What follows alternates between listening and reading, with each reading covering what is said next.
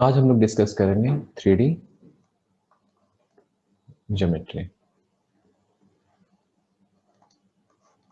Okay, तो देखिए 3D geometry बढ़ने से आप लोग वेक्टर, सबसे पहला टॉपिक क्या है, वेक्टर कंप्लीट करना है। 3D वेक्टर, क्योंकि सारे प्रॉपर्टीज उसी के अप्लाई करेंगे। डायरेक्ट और इनडायरेक्ट वेज में हमें वेक्टर ही यूज करना है, और मोस्टली डायरेक्ट ही है, क्योंकि देखिए वो क्या है कि वो चीज़ों को और आसान बनाएगा। अगर आप कोई चीज़ कार्टेशियन वेज यूज करते हैं, वो लेंदी है, सारे फॉर्मूला कार्टेशियन में आप लेंदी पाइएगा।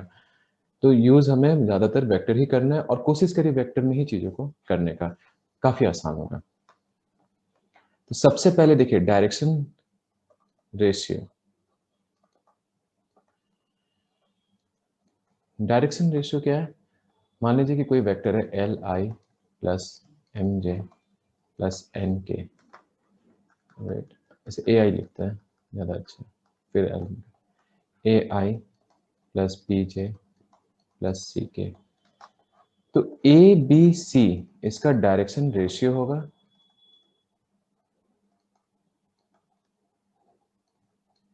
और इसी से हम लोग डायरेक्शन कोसाइन भी डिफाइन करते हैं। डायरेक्शन कोसाइन में बस ये देखना है कि जो मैग्नीट्यूड होगा वेक्टर का वो 1 होना चाहिए। ये यूनिट वेक्टर की तरह कन्वर्ट करना है। सेम डायरेक्शन होना चाहिए लेकिन यूनिट वेक्टर होना चाहिए। तो इसे हम लोग लिखेंगे ए बाय स्क्वायर रूट ऑफ, इसका यूनिट वेक्टर क्या है देखिए, ए i plus b j plus c के डिवाइडेड बाय, इसके मैग्नीट्यूड से हम लोग डिवाइड करते थे, a square plus b square plus c square. सभी को अलग अलग कर दीजिए। तो यहाँ आ जाएगा a square b square c square comma b by square root of a square plus b square plus c square comma c by square root of a square plus b square plus c square. ये हो गया direction cosine. वो इसलिए same direction है, हर कुछ same है direction wise. बस ये है कि अगर हम लोग इसका मैग्नीट्यूड देखें तो ये 1 होगा। इसलिए देखिए कॉस का वैल्यू क्या होता है, plus minus one, minus one से प्लस वन आना चाहिए। डायरेक्शन को रेशियो कुछ भी हो सकता है, लेकिन डायरेक्शन कोसाइन सेम डायरेक्शन होते हुए भी मैग्नीट्यूड वाइज ये 1 होगा, ना तो लेस देन 1 और ना तो ग्रेटर देन 1। इक्वल टू 1 रहेगा। आप तीनों का स्क्वायर लीजिए और ऐड करिए, 1 आ जाएगा। इसे हम लोग एल एम एन भी कहते हैं, और ये कारण है कि l square plus m square plus n square equal to 1 होगा। अगर दो पैरेलल है, मान लीजिए कि ये एल है, तो दो पैरेलल का डायरेक्शन कोसाइन क्या होगा, सेम होगा। Direction ratio ratio wise same होगा।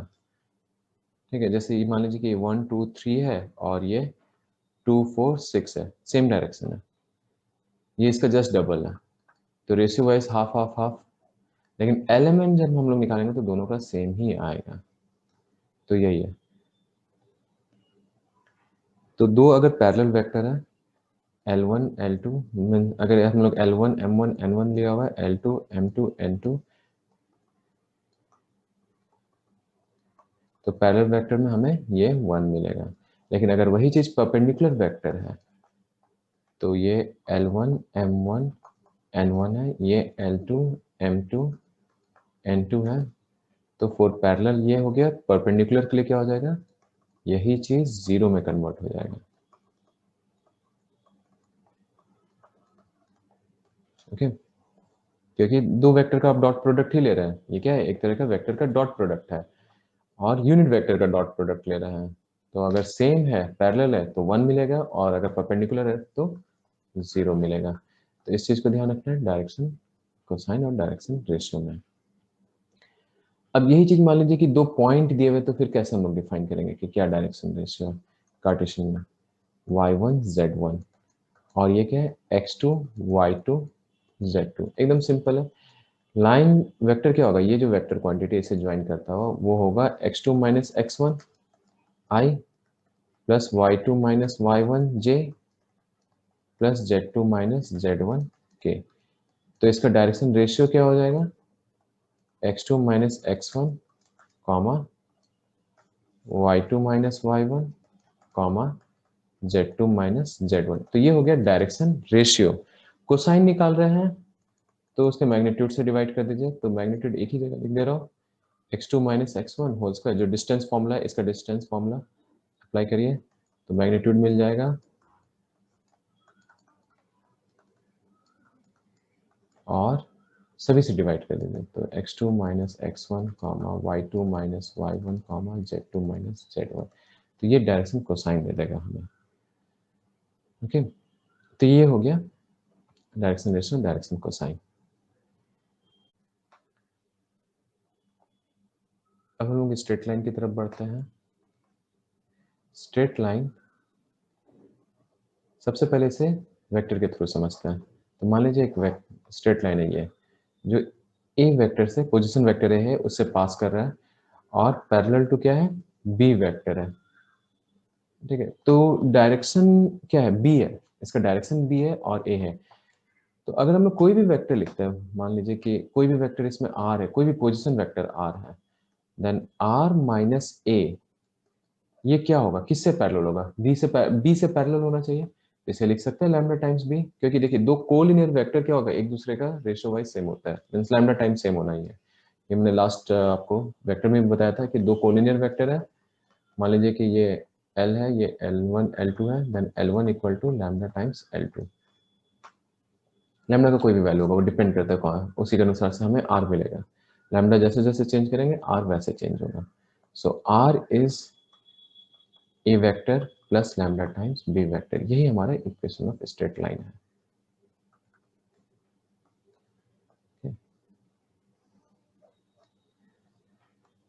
इक्वेशन ऑफ स्ट्रेट लाइन होने के बाद अब देखिए इसे कार्टेशियन प्रोडक्ट में, कार्टेशियन वेज में कैसे लिख सकते हैं। तो आर हमारा क्या है, x i plus y j plus z के है। तो आर माइनस ए क्या हो जाएगा,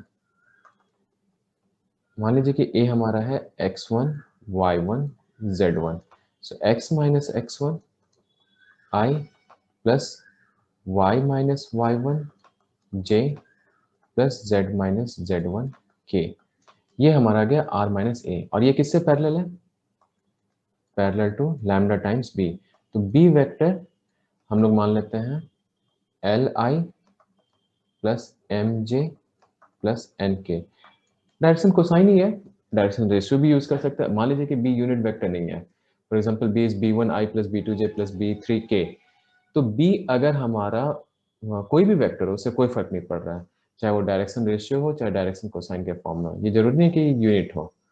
then equation of straight line in Cartesian form, equation of straight line ये क्या हो जाएगा, x माइनस x1 जो कि x1 comma y1 comma z1 से पास हो रहा हो और l m n उसका डायरेक्शन रेशियो या डायरेक्शन कोसाइन हो, by l y minus y1 by m equal to z minus z1 by n, क्योंकि ये b से पैरेलल होगा, लैम्डा टाइम्स b होगा, तो इसे हम लोग लिख सकते हैं लैम्डा टाइम्स, यही वो लैम्डा है। ओके, तो ये आ गया हमारा, कंपेयर कर रहे हैं डायरेक्ट, आई को आई के साथ कंपेयर करिएगा तो आई क्या हो जाएगा, एल लैम्डा टाइम्स एल हो जाएगा एक्स माइनस एक्स वन, फिर y minus y one lambda times m हो जाएगा और फिर z minus z one lambda times n हो जाएगा। तो उसी को हम लोगों ने रेशियो फॉर्म में लिखा है, ये लैम्डा यहाँ लिखना जरूरी नहीं है, आप डायरेक्ट ऐसे लिख सकते हैं। अगर यही चीज देखिए बी वेक्टर ना दिया हो और दो पॉइंट्स दिए हुए हो,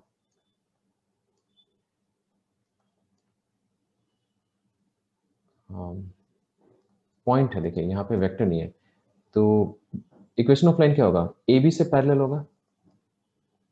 तो हमें देखिए जो एल एम एन है, मान लीजिए ए बी है, तो ए बी वेक्टर क्या हो जाएगा हमारा, इसे मान लेते हैं x2 comma y2 comma z2 और ये हो जाएगा x1 comma y1 comma z1। तो ए बी वेक्टर हो गया x2 minus x1 comma y2 minus y1 comma z2 minus z1।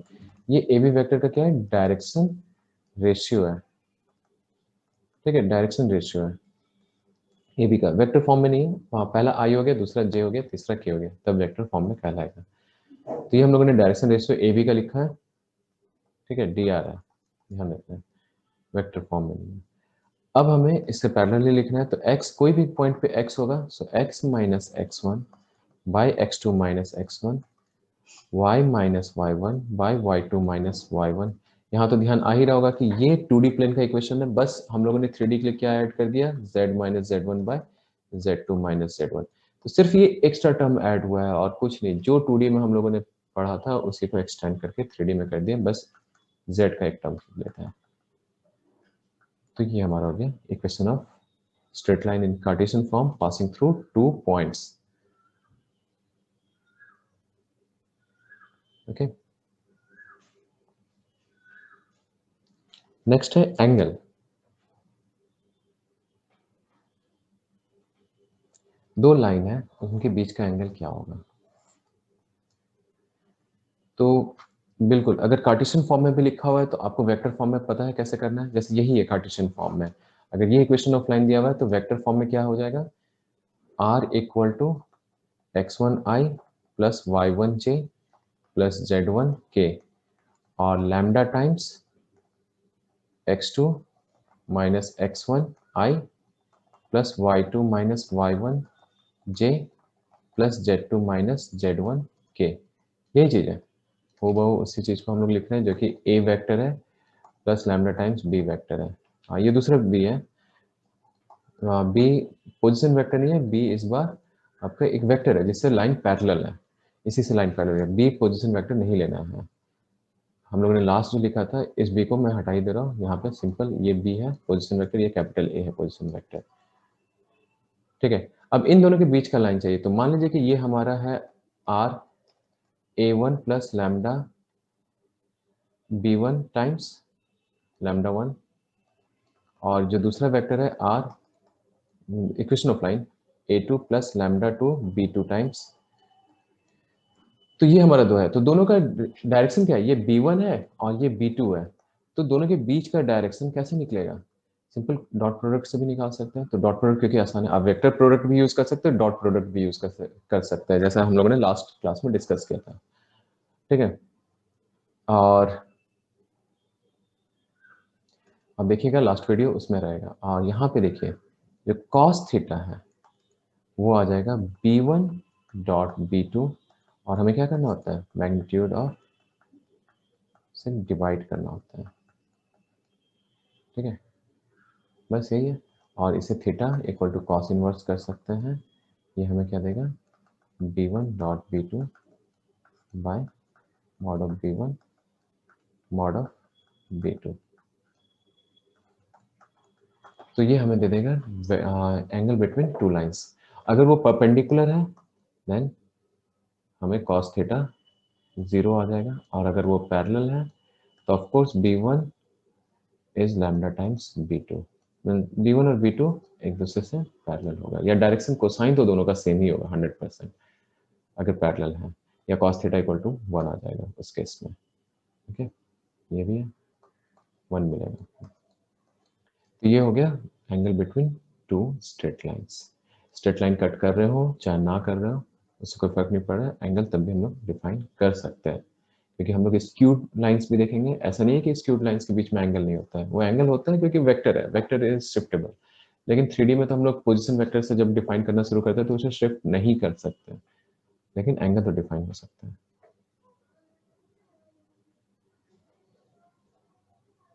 ये हो गया। नेक्स्ट है हमारा skew lines.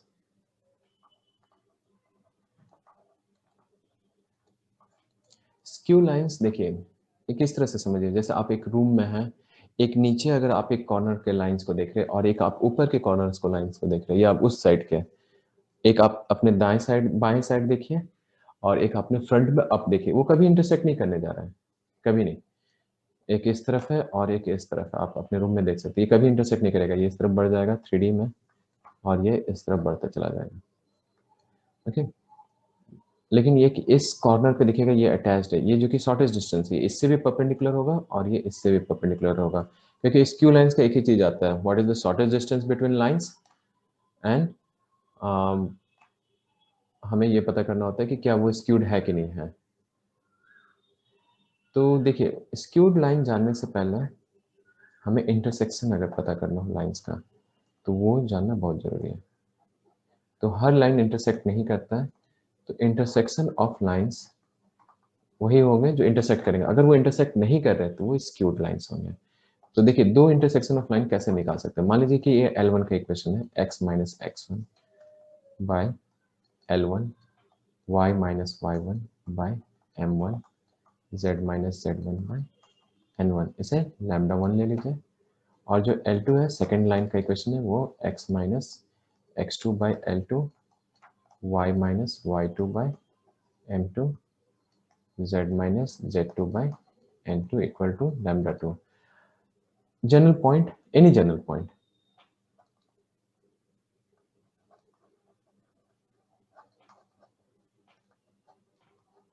on L1 can be written as, देखिए इस फॉर्म में रहेगा lambda 1 L1 plus x1 lambda 1 m1 plus y1 lambda 1 n1 plus z1।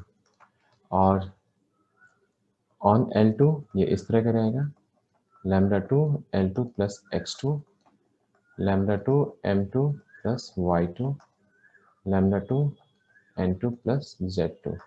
अब हमें क्या करना है, देखिए सब कुछ सारे वैल्यूज दिए हुए हैं आपको, L1 x1 m1 y1 n1 z1 और उसी तरह L2 x2 m2 y2 और n2 z2 का वैल्यू दिया हुआ है। हमें क्या नहीं पता है, लैम्डा 1 लैम्डा 2, ये क्वांटिटी अननोन है।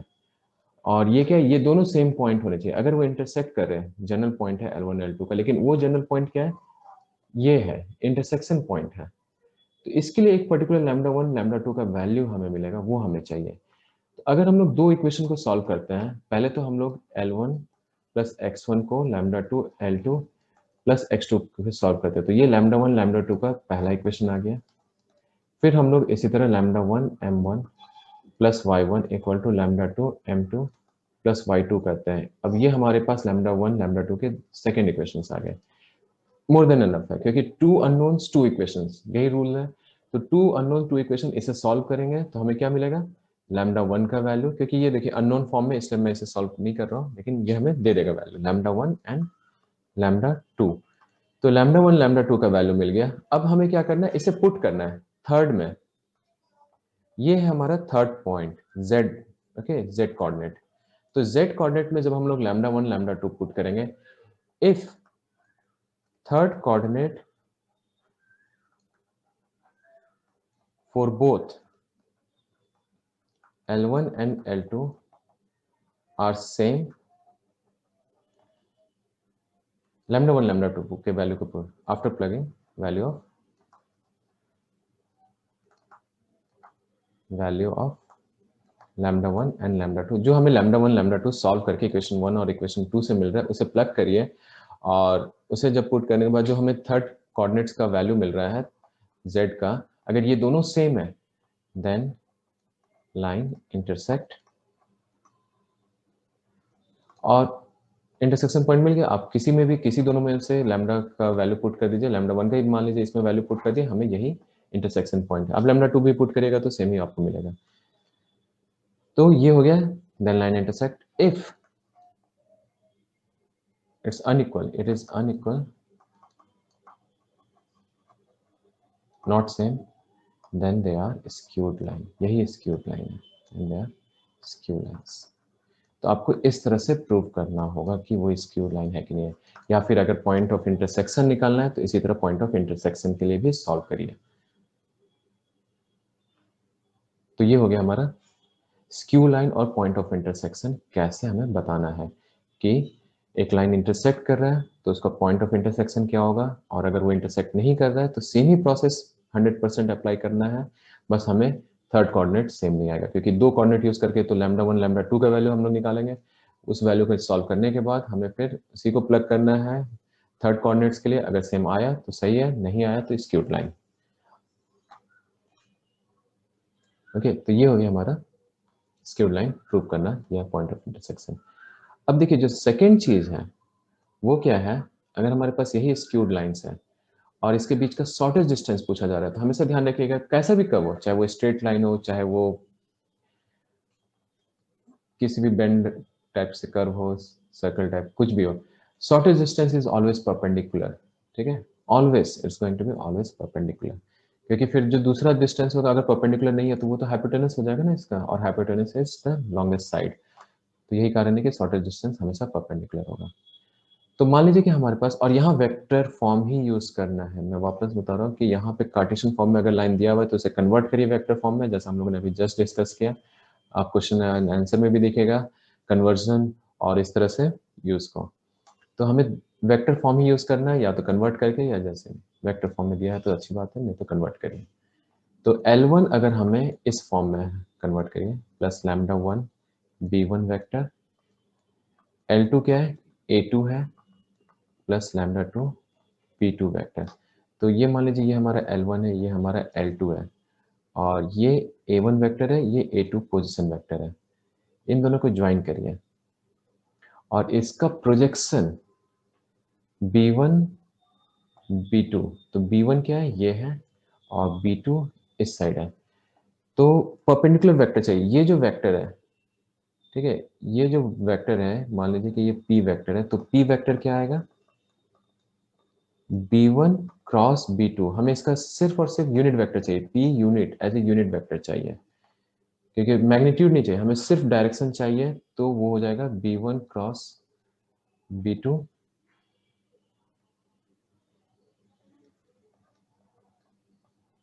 ठीक है, ये आ गया। अब हमें क्या करना है, देखिए ये हमें यूनिट वेक्टर दे रहा है। नेक्स्ट है, इससे हमें A1 minus A2 minus A1 या A1 माइनस A2 से कोई फर्क नहीं पड़ेगा, हमें डिस्टेंस चाहिए। ये एक वेक्टर आएगा, ठीक है, मान लीजिए ये A वेक्टर है और ये P।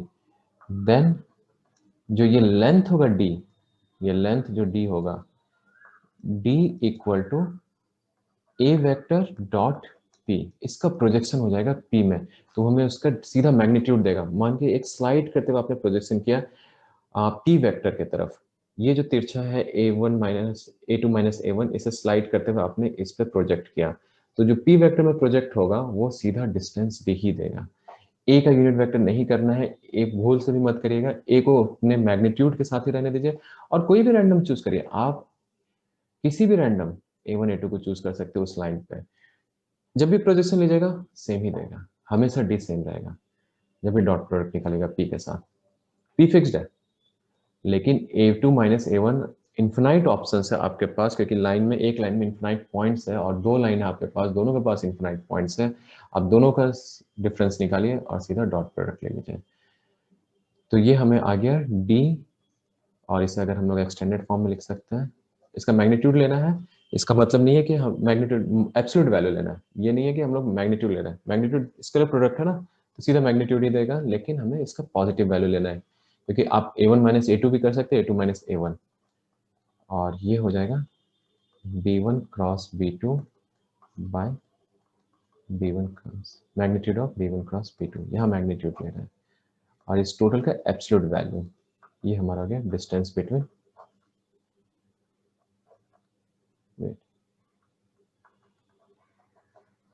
डिस्टेंस, ठीक है। तो ये हो गया हमारा डिस्टेंस का फॉर्मूला।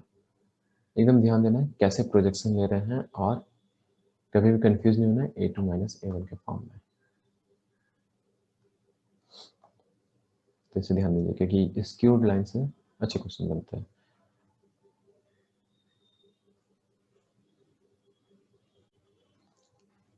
देखिए हम लोगों ने स्क्यूड लाइंस देखा, और इसी में एक और टॉपिक है पैरेलल लाइंस। दो लाइन पैरेलल है, और इसमें इसे स्क्यूड लाइंस नहीं बोल सकते, क्योंकि ये भी नॉन इंटरसेक्टिंग है। जब आप इसका भी इंटरसेक्शन निकालेगा तो थर्ड कोऑर्डिनेट सेम नहीं आएगा। लेकिन प्रॉब्लम क्या है कि देखिए, अगर आप B, यहाँ पे जो वेक्टर था लास्ट टाइम, तो B1 क्रॉस B2 जब हम लोग ले रहे हैं तो वो जीरो दे देगा, क्योंकि दोनों का वेक्टर क्या है, दोनों पैरेलल वेक्टर है, और यही कारण है कि हमें यहाँ पे ये काम नहीं कर सकते हैं। तो कोई भी दो पॉइंट्स चूज करते हैं, मान लीजिए ये A1 है, ये A2 है, हमें क्या चाहिए, ये लेंथ चाहिए, और ये जो भी लेंथ आएगा, जैसे मान लीजिए ये A2 माइनस A1 है वेक्टर वाइज, अगर हम लोग इसका साइन थीटा सॉल्व कर दें ये B वेक्टर के साथ, अगर ये थीटा है तो साइन थीटा हमें ये लेंथ दे देगा।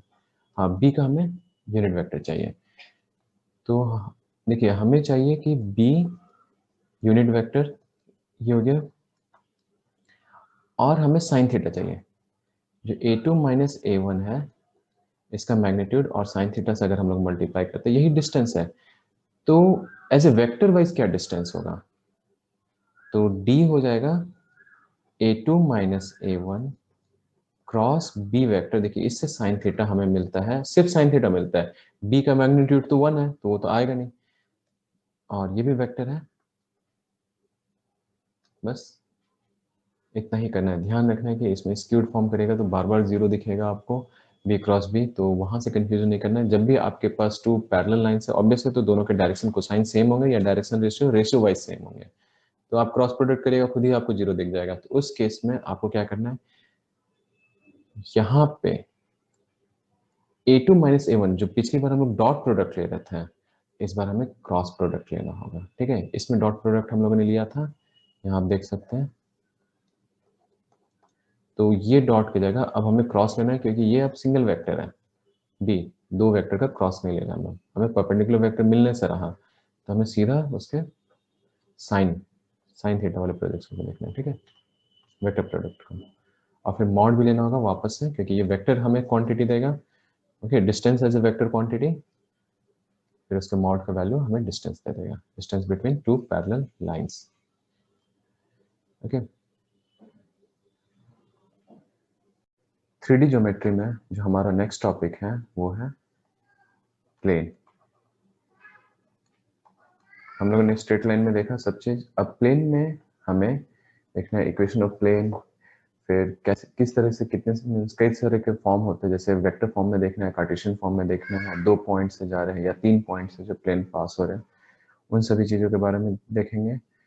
फिर और भी प्रॉपर्टीज प्लेन में देखते हैं। सबसे पहले क्या है, इक्वेशन ऑफ प्लेन।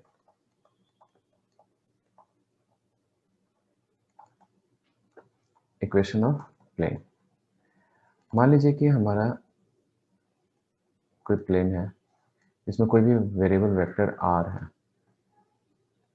और एक और वेक्टर है, और इस प्लेन से डिस्टेंस, परपेंडिकुलर डिस्टेंस जो होगा वो p है, और परपेंडिकुलर वेक्टर भी क्या है, n है। देन r जो हमें सॉल्व करना है, r देखिए डॉट लेना है n के साथ, हमें क्या मिलेगा, p है, p distance, distance from the origin. तो जो भी कोई भी एक पोजीशन वेक्टर है प्लेन पे ले लेते हैं, कोई भी वेरिएबल पोजीशन वेक्टर प्लेन पे, उसे ओरिजिन से कनेक्ट करते हैं, क्योंकि वो पोजीशन वेक्टर है तो हमारा यही r हो जाएगा, ये वेक्टर r है।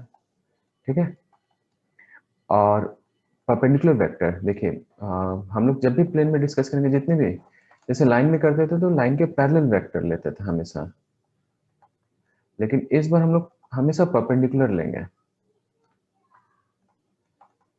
ठीक है, तो हमेशा प्लेन से हमेशा परपेंडिकुलर वेक्टर ही लेंगे, क्योंकि ये फिक्स्ड होता है। हमेशा ध्यान रखिए कि मान लीजिए कि आपके पास कोई प्लेन है इस तरह का, और इसमें हमेशा ये चीज, ये परपेंडिकुलर होगा, और अगर आप इस तरह से लीजिएगा तो इसमें तो इन्फिनाइट है ना, इसमें इन्फिनाइट आपके प्लेन्स है, वेक्टर है, तो किस डायरेक्शन में आपको लेना है, तो ऐसा कोई भी फिक्स नहीं है। ये भी वेक्टर हो सकते हैं, मान लीजिए एक प्लेन है, कई सारे वेक्टर्स हो सकते हैं, कई सारे डायरेक्शन में इनफिनाइट वेक्टर्स है, तो हम लोग कोई भी एक fixed vector on the plane नहीं ले सकते। यही कारण है कि हम लोग हमेशा परपेंडिकुलर वेक्टर लेते हैं। ओके, हमेशा परपेंडिकुलर वेक्टर लेते हैं और वो फिक्स्ड है। तो परपेंडिकुलर वेक्टर का मतलब क्या है, ये जो P है जो हम लोग देख रहे हैं, ये जो P है इसका डायरेक्शन ओरिजिन से प्लेन का वो n ही है, और अगर हम लोग प्रोजेक्शन लेते हैं r पोजीशन वेक्टर का जो कि प्लेन पे लाई कर रहा है, तो हमें p मिलेगा। अब इसे हम लोग क्या लिख सकते हैं, देखिए n ही है, इसका डायरेक्शन क्वेश्चन अगर हम लोग l i plus m j plus n k ले लेते हैं, और r को हम लोग ले लेते हैं x i plus y j plus z k, जो कि एक वेरिएबल है, then r dot n equal to p। तो हमें अगर r डॉट n लिख रहे हैं तो क्या मिलेगा, l x plus m y plus n z equal to p. तो ये हो गया कार्टेशियन फॉर्म,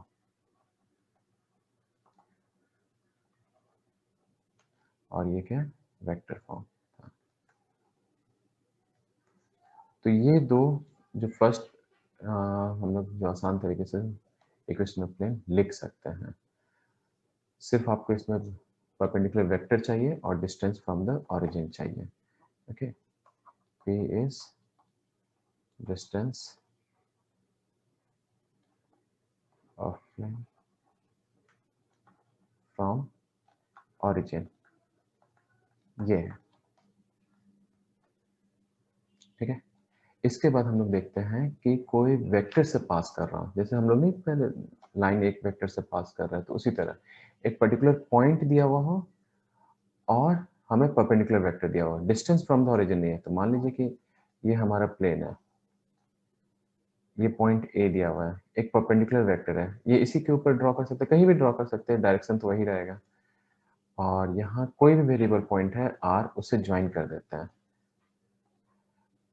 अब ये क्या है, ये सभी वेक्टर पे परपेंडिकुलर है, इस पर कहीं भी हम लोग ड्रॉ करेंगे, इनफिनाइट कहीं भी r ले लीजिए और r और a को ज्वाइन करिए, जो वेक्टर होगा वो हमेशा n से परपेंडिकुलर होगा। Any vector lies on the plane is perpendicular to n vector. ठीक है, जो कि क्योंकि वो प्लेन का परपेंडिकुलर वेक्टर ही है, तो r minus a dot n is always 0, where a is vector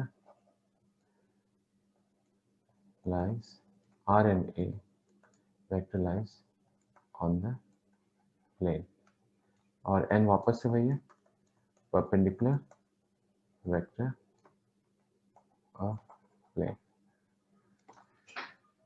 तो ये हो गया हमारा Cartesian form, where plane passes through a fixed point and perpendicular to a given vector. अब इसे कार्टेशियन फॉर्म में करना है, एकदम सिंपल है, जैसे पहले भी किए थे, x माइनस ए, तो इसे ले लेते हैं, a को मान लीजिए इस बार ऐसे लिखिए, x1 i plus y1 j plus z1 k, तो ये हो जाएगा x माइनस x1, n की जगह हम लोग क्या लिख सकते हैं, n को लिख सकते हैं ai plus bj plus c k. तो यहाँ डॉट प्रोडक्ट लेते हैं, डॉट प्रोडक्ट लीजिएगा तो i का i के साथ, तो a x minus x1 b into y minus y1 plus c z minus z1 equal to 0। ये हमारा कार्टेशियन फॉर्म है। इसे एक्सपेंड करते हैं, इसे एक्सपेंड करेंगे तो हमें क्या मिलेगा, ax plus b y plus c z equal to ax1 plus b y one plus c z one, और मान लीजिए इसे हम लोग d ले लेते हैं, then ax plus b y plus c z equal to d। ये क्या है, जनरल इक्वेशन ऑफ प्लेन है।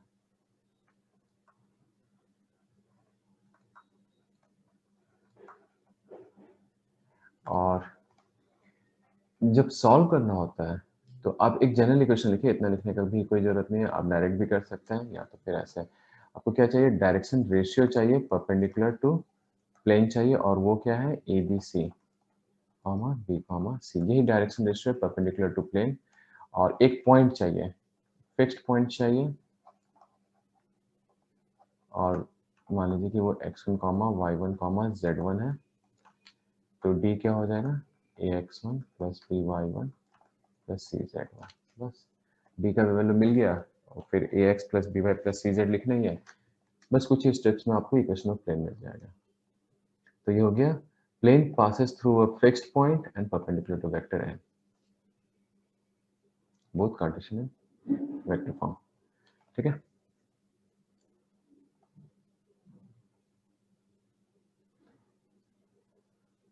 जो नेक्स्ट हमारा है इक्वेशन ऑफ प्लेन में, नेक्स्ट फॉर्म में देखिए, टोटल 4 फॉर्म हमें देखेंगे, और 2 फॉर्म हम लोग ने देख लिया, एक सिंगल पॉइंट था, फिर बिना पॉइंट, एक तो फिक्स पॉइंट था ही नहीं, सिंपल हम लोगों ने वेरिएबल लिया और ओरिजिन को यूज करते हुए बनाए। दूसरा था हमारा फिक्स पॉइंट। अब हमारे पास क्या है, मान लीजिए कि 3 पॉइंट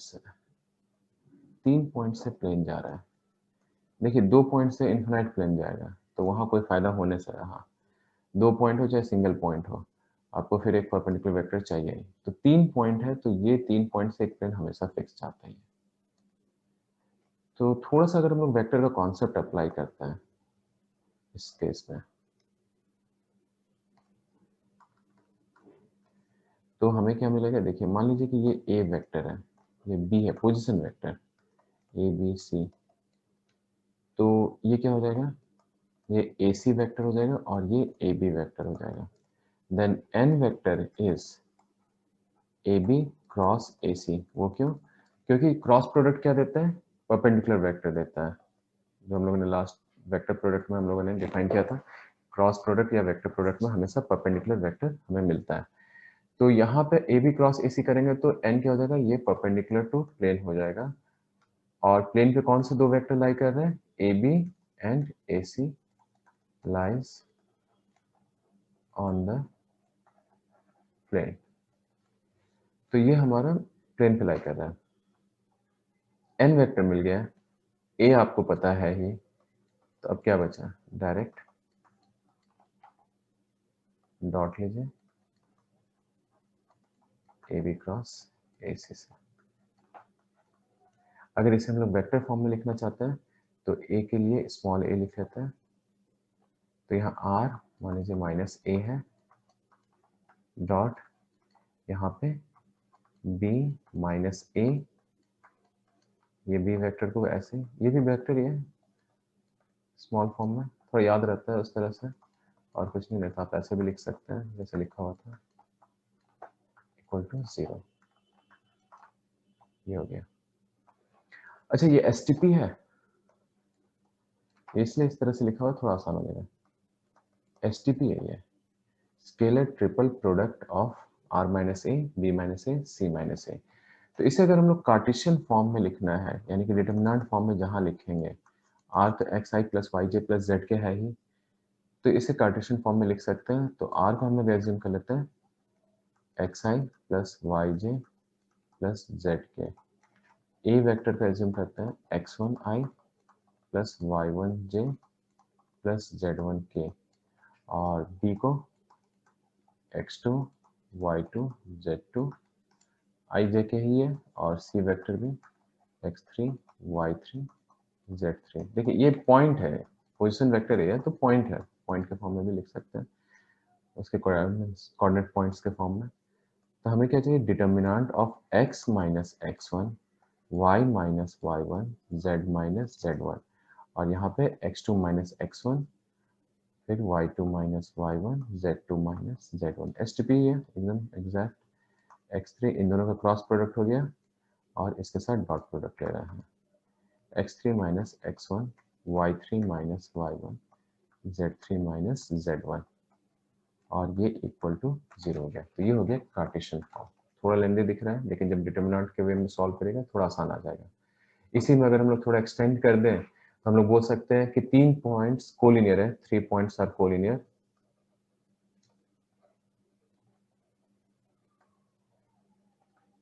जो हम लोगों ने STP देखा था वो क्या था, x1 y1 z1, x2 y2 z2, x3 y3 z3। तो 3 पॉइंट अगर कोलिनियर है तो वहां से भी हम लोग कोई भी प्लेन नहीं ले सकते। अगर ये 0 आ रहा है तो फिर इसका कोई काम नहीं है, ये वैल्यू ही नहीं देगा, क्योंकि ये दो रो 0 बन जाएगा, तो हमें 0 इक्वल टू 0 मिलेगा उस केस में। कोई भी चीज x y z के फॉर्म में मिलेगा ही नहीं। तो अगर x y z के फॉर्म में इक्वेशन नहीं मिल रहा है तो 3 पॉइंट्स कोलिनियर है, तो वहां भी हम लोग कुछ नहीं कर सकते हैं, और या तो फिर हमें कार्टेशियन फॉर्म में इक्वेशन मिल जाएगा इसे एक्सपेंड करने से। तो ये हो गया हमारा Cartesian form of the plane passes through three plane points. 3 points हमेशा प्लेनर होते हैं, 4 पॉइंट्स में दिक्कत होता है। तो 4 पॉइंट्स की कोप्लेनरिटी को भी हम लोग समझ सकते हैं। तो इसे भी अगर एक्सटेंड करते हैं, 4 points are coplanar, 3 points is always coplanar. जैसे 2 पॉइंट्स ऑलवेज कोलिनियर होता है, तो 3 पॉइंट्स ऐसे ही कोप्लेनर होता है। 4 पॉइंट्स आर कोप्लेनर, ये हमें चेक करना पड़ता है। तो एक्स वाई जे की जगह आप x4 y4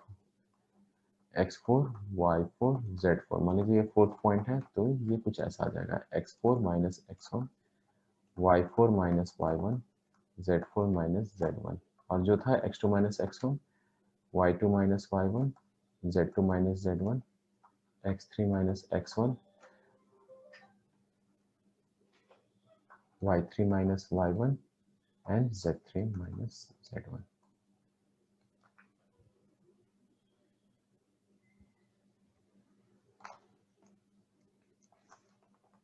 इक्वल टू 0। ये आ गया हमारा कार्टेशियन फॉर्म में अगर कोप्लेनर है, क्योंकि हम लोगों ने एक्स वाई जे के जगह एक्स वाई जेड के जगह हम लोगों ने क्या डाला, फोर्थ पॉइंट ही डाल दिया।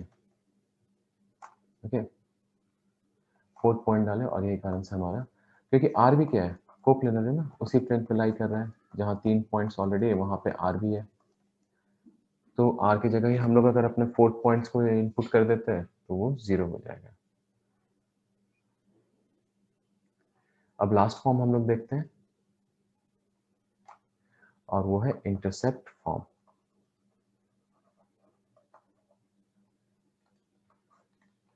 इंटरसेप्ट फॉर्म में क्या है, x by a plus y by b plus z by c equal to 1। मैंने पहले फॉर्म ही दे दिया, इसे सॉल्व नहीं किया। देखिए अब इससे देखते क्यों ये इंटरसेप्ट फॉर्म है, क्योंकि जब आपने स्ट्रेट लाइन भी पढ़ा था तो वहां पे इंटरसेप्ट फॉर्म देखे थे और वो था 0, b a, 0। तो क्या लिखते थे, x by a plus y by b equal to 1, क्योंकि अगर y 0 है तो x का वैल्यू क्या होगा a, और अगर x 0 है तो y का वैल्यू क्या होगा b। तो सेम यहाँ पे है, y equal to 0, z equal to 0, यानी कि x एक्सिस में ये प्लेन कहाँ इंटरसेक्ट करने जा रहे हैं, that is x equal to a। तो a, 0, 0। अगर x को 0 ले रहे हैं और z को 0 ले रहे हैं, देन y का वैल्यू क्या मिलेगा हमें, b। तो y एक्सिस को ये प्लेन 0, 0, b, 0 पे इंटरसेक्ट करेगा। फिर x equal to 0, y equal to 0, then we get z equal to c। इसी इक्वेशन से ये मिल रहा है, ये सारे वैल्यू इसी इक्वेशन में मिल रहा है। आप वैल्यू पुट करते जाइए, 2 को 0 बनाइए, एक तीसरा आपको खुद वैल्यू दे देगा, यानी कि 0, 0, c में z एक्सिस को ये प्लेन इंटरसेक्ट कर रहा है। ये हो गया इंटरसेप्ट फॉर्म। डायरेक्ट पहले फॉर्म ही देख लीजिए, उसके बाद देखिए कि ये ट्रू है कि नहीं है, ज्यादा आसान है सोचना। तो ये सारे फॉर्म्स हो गए इक्वेशन ऑफ प्लेन के।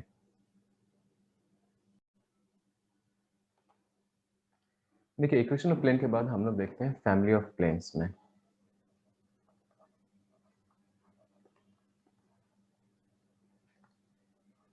लेकिन किस तरह से प्लेन इंटरसेक्ट कर सकता है, मान लीजिए एक प्लेन ये है, जैसे एक वॉल ही आप देख लीजिए अपने जहां भी आप रूम में, एक वॉल या तो एक फ्लोर देखिए और सीलिंग, दो पैरेलल प्लेन्स हो गए,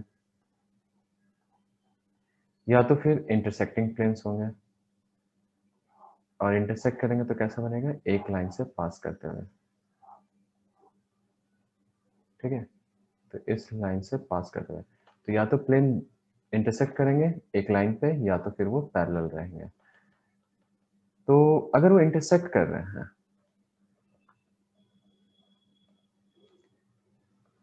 उसी इंटरसेक्शन से हमें थर्ड प्लेन चाहिए, ठीक है, कुछ ऐसा थर्ड प्लेन इसी लाइन से पास करता हुआ, तो हम लोग ऐसे लिखते हैं, मान लीजिए कि ये L1 है और ये L2 है, P1 P2 P1 and P2, then P third plane का जो इक्वेशन होगा वो P1 plus lambda P2 equal to 0 होगा, या तो फिर A1x plus B1y plus C1z minus D1 plus lambda times A2x plus B2y plus C2z minus D2 equal to 0।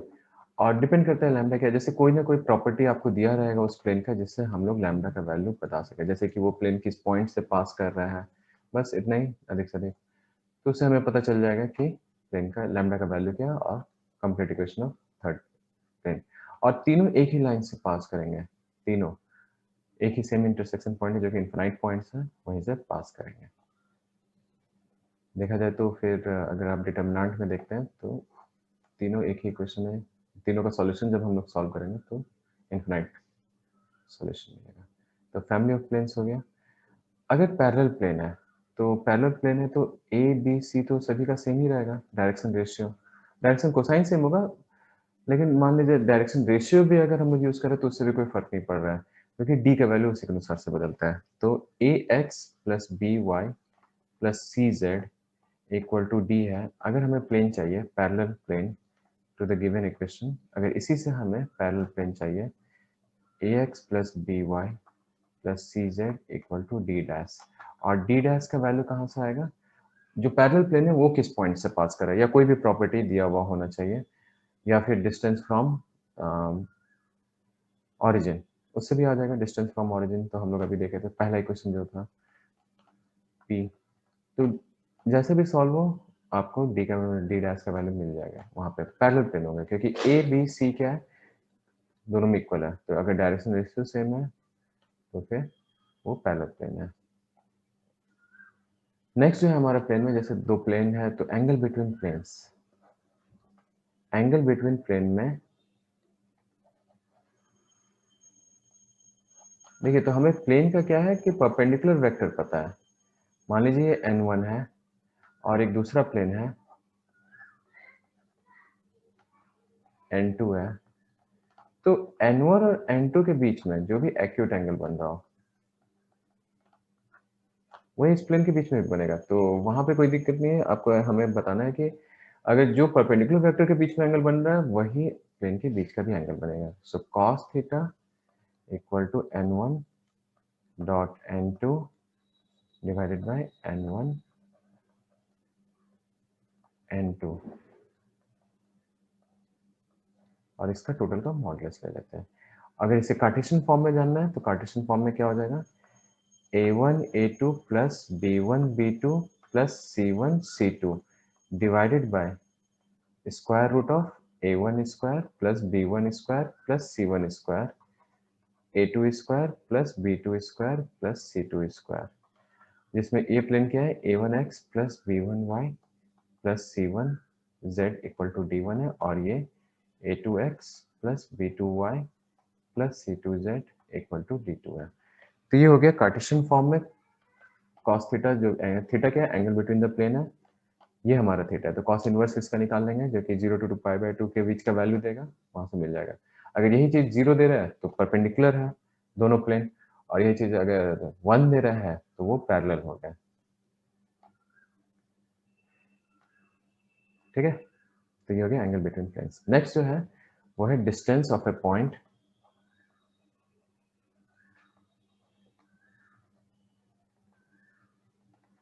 From the plane. मान लीजिए एक प्लेन है, एक पॉइंट है, इससे डिस्टेंस निकालना है, तो इससे डिस्टेंस निकालने के लिए हम लोग क्या कर सकते हैं, देखिए ये हमारा n वेक्टर है, सेम रहेगा, ये हमारा कोई भी पॉइंट P है, let x1 comma y1 comma z1, और कोई भी वेक्टर होगा हमारे पास यहाँ दिया हुआ,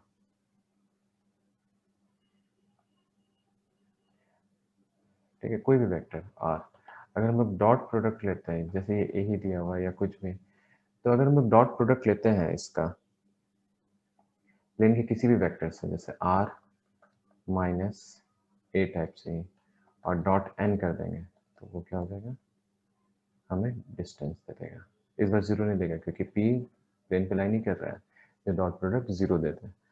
तो हमें बस यही देखना है कि ये p है, p minus a dot n equal to d मिलेगा। ओके, हमें एक प्लेन पे एक वेक्टर चाहिए, अगर नहीं मिल रहा तो कोई भी वेक्टर आप चूज कर सकते हैं, कोई भी पॉइंट चूज कर सकते हैं प्लेन पे। मान लीजिए 2 को 0 बना दीजिए, सबसे आसान है। देखिए जैसे अगर ये दिया हुआ है ax plus b y plus c z equal to, ये डिस्टेंस यहाँ पे लिख लेते हैं, ये d है, तो आपको आप पूछिएगा कि पॉइंट तो पता नहीं है तो फिर हम लोग कैसे डिस्टेंस निकालें।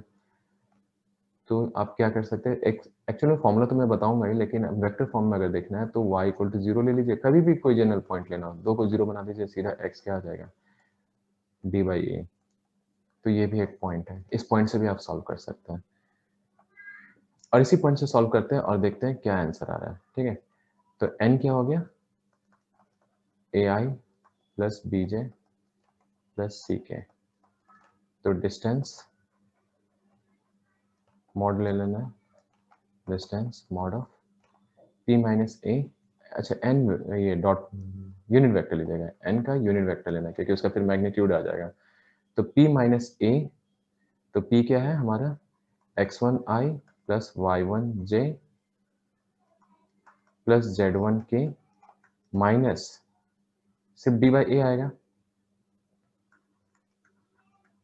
बाकी दोनों तो जीरो है, और डिवाइडेड बाय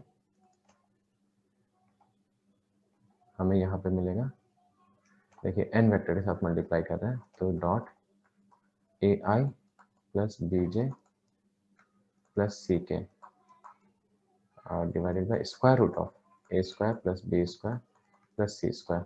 अब इसे एक्सपेंड करते हैं तो i का i के साथ मल्टीप्लाई होगा तो a x one plus b y one plus c z one. जब ये दोनों मल्टीप्लाई होंगे तो सिर्फ माइनस डी बचेगा और divided by square root of a square plus b square plus c square. और अगर आपको ध्यान होगा तो यही चीज सेम इक्वेशन दिख रहा था, z को हटा दीजिए, c को हटा दीजिए, तो एग्जैक्टली सेम था, d की जगह c डाल देंगे तो distance of a point from the line, यही इक्वेशन था। और सेम इक्वेशन यहाँ पे प्लेन के लिए बन जाता है, तो एकदम हुबहू वही चीज है, बस सी जेड वन और सी स्क्वायर नीचे रखना है, मीन्स जेड का कंपोनेंट हमें बढ़ा देना है। नहीं तो वही फॉर्मूला है जो फॉर्मूला आपने 11th में पढ़ा होगा, distance of a point from the line. ठीक है, तो कार्ट वेक्टर फॉर्म में ये हो गया, मैंने बता दिया वेक्टर फॉर्म में अगर वेक्टर लेना है तो कैसे ले सकते हैं। अगर आपको नहीं पता कोई वेक्टर दिया हुआ ना हो तो 2 को 0 बनाइए, तीसरा आपको खुद ब खुद मिल जाएगा। और उसी को यूज करते हुए हम लोगों ने कार्टेशियन का फॉर्मूला भी निकाला, और वो ये a x one plus b y one plus c z one minus d divided by square root of a square plus b square plus c square. तो करना क्या है, अगर इक्वेशन में प्लेन दिया हुआ है तो उसमें पॉइंट पुट करिए और डिवाइड कर दीजिए ए square b square c square के स्क्वायर रूट से, डिस्टेंस आ जाएगा। Positive distance must be positive. देखिए अब हम लोग देखेंगे कि डिस्टेंस ऑफ है ये angle between line and plane. एक चीज ध्यान रखिएगा, distance of line from plane भी में भी यही इक्वेशन काम कर जाएगा। कोई भी पॉइंट रैंडम पॉइंट चूज कर लीजिएगा लाइन में से और उससे डिस्टेंस निकाल सकते हैं, कोई भी रैंडम पॉइंट। वो इसलिए क्योंकि अगर ये इंटरसेक्टिंग होगा तो इंटरसेक्ट पॉइंट तो हाँ एक तो आप सेटिस्फाई कर दीजिए ये, और हमेशा ध्यान रखना है कि कोई भी अगर लाइन होगा तो वो क्या होगा, पैरेलल प्लेन पे ही लाई करना चाहिए, क्योंकि अगर वो नहीं हुआ तो वो इंटरसेक्ट कर जाएगा। तो अगर वो पैरेलल पे लाई कर रहा है तो बी डॉट एन हमेशा आपको 0 मिलेगा, मीन्स इसका जो वेक्टर होगा लाइन का और ये जो परपेंडिकुलर होगा बी डॉट एन 0 होना चाहिए। और अगर नहीं हुआ 0 तो फिर आपको इंटरसेक्ट कर जाएगा वो, और इंटरसेक्ट करेगा तो डिस्टेंस 0 आ जाएगा। तो मान लीजिए कि वो इंटरसेक्ट कर रहा है, ठीक है, इंटरसेक्ट कर रहा है तो हमें क्या मिलेगा, b dot n non zero मिलेगा। और वहां पे अगर हम लोग इससे डिवाइड करते हैं तो ये जहां भी इंटरसेक्ट कर रहा है, मान लीजिए इसी से पैरेलल ड्रॉ किया तो कुछ ऐसा है, ये एक लाइन है बी वेक्टर, ये थीटा बन रहा है, तो ये थीटा तो हमें नहीं मिलेगा क्योंकि हम लोग परपेंडिकुलर से डॉट प्रोडक्ट लिए, तो परपेंडिकुलर से अगर डॉट प्रोडक्ट लिए हैं तो हमें ये मिल जाएगा। तो मान लीजिए कि हमें ये मिल रहा है इस जगह पे, देखिए b dot n divided by उसके मैग्नीट्यूड से डिवाइड करेंगे तो हमें ये वाला एंगल मिलेगा जो कि फाई है, कॉस फाई। और यही चीज हमारा क्या हो जाएगा, कॉस फाई साइन थीटा के बराबर हो जाएगा, क्योंकि दोनों कॉम्प्लीमेंट्री एंगल है, 90 डिग्री है ये एंड, तो ये कॉम्प्लीमेंट्री एंगल है थीटा और फाई। तो इस बार डॉट प्रोडक्ट से हमें angle between line and plane मिल रहा है, लेकिन हमें साइन इनवर्स लेना होगा तभी वो मिलेगा एक्यूट एंगल उस जगह पे, इस चीज का ध्यान